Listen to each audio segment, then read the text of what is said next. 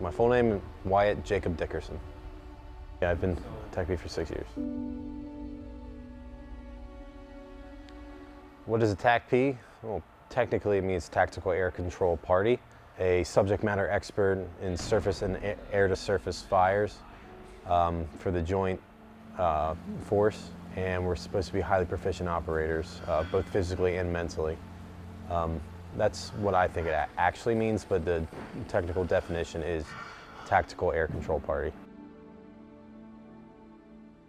My full name is Alex Hale. I've been in the Air Force about a little over 6 years.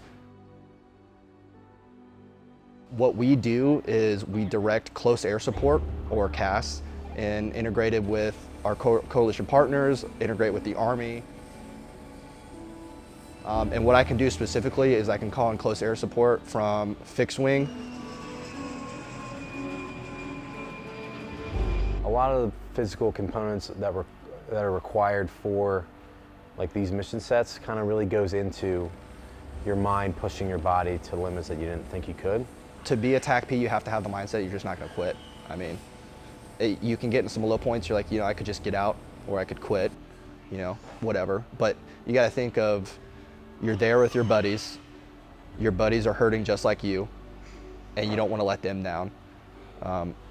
So just sometimes you just need to take a knee and just breathe, and you'll get back into it. I mean, sometimes you just need a break and just keep going. Just keep going and keep bettering yourself. You got to be able to think on your feet through somewhat complex problems as the career field describes, as three-dimensional mindset, and that I think being technically proficient and then also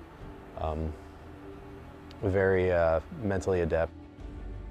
Sometimes people who have never been put in these situations before don't understand, and they think certain things are really hard, but personally I know it could be a lot worse.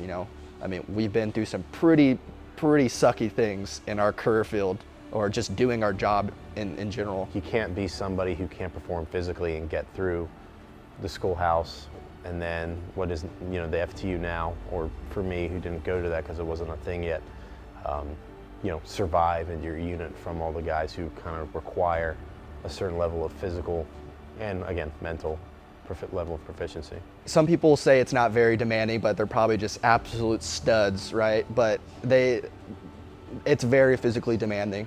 Sometimes we do get breaks, but when you're actually out there doing a mission, especially if you're doing something like a reconnaissance mission or going out in the woods, and depending on the terrain, you can have upwards to 100 pounds or more on your back, because we have a lot of equipment we've got to carry, because we might be out there with the Army, but you got to think we also got to carry our radios and all our own personal equipment, and then we have to outruck the Army, right? Because you're the Air Force guy with the Army, so you always got to outperform the Army. So it's very physically demanding, and if you don't take recovery very personal to yourself, you're going to end up injured. Yes, it takes a physical toll on your body, as I'm starting to feel now, but in reality, it's mostly a mental game, and that's just the mental wall that you got to break through. We did have a special warfare PT test developed. It's different. It's called a Tier 2 PT test. The Air Force takes a Tier 1 PT test, which is like your push-ups, your sit-ups, and your mile-and-a-half run. The Tier 2 for all of special warfare is what we do is you have things like we'll have deadlifts. You'll have a mile-and-a-half run, or like a 1,500 meter fin swim. You'll have like pull-ups on there, some kettlebell sprints. That's like 100 yards. You have some shuttle runs. It's a very in-depth PT test. Just being someone who can flex mentally and physically with relatively low amount of time to prepare yourself. Someone who has to be able to kind of put the whole Air Force core value of service before self, to the test all the time.